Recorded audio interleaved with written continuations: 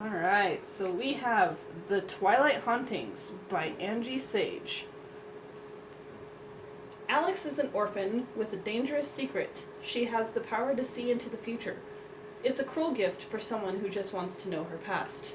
Danny has his dream job, to hunt and kill those who practice magic, but it's rapidly turning into a nightmare.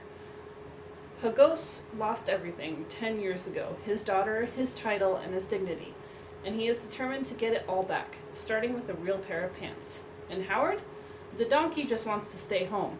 Like all those in Twilight Hauntings, he's about to learn just how dangerous it can be to get what you want. And then we have In the Hall with the Knife, a clue mystery by Diana Peterfriend.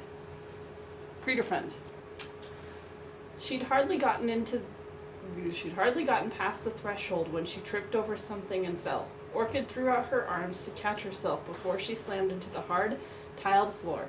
But instead she hit a soft, bulky mass, then rolled into yet another frigid puddle.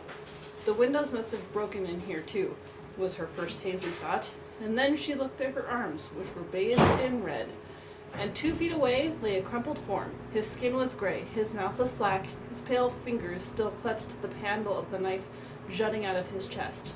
But it was his eyes that terrified her the most, flat, unblinking, and staring right at her. "Orchid?"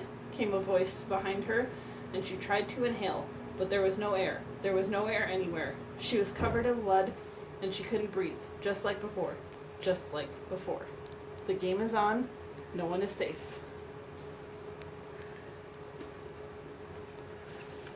And then we have On the Rocks by Eric Walters. 14-year-old Dylan is sent to live with his grandfather Angus on a remote island. Basically strangers, the two avoid each other as best they can. Dylan explores the island by himself, while his grandfather, a well-known artist, spends his days locked up in his studio. One day, Dylan discovers a young orca stranded on the rocky beach and runs to tell his grandfather. Angus doesn't think that anything can be done for the whale. The sun is coming up, and soon the orca will die from exposure. But Dylan knows he has to try to save the whale.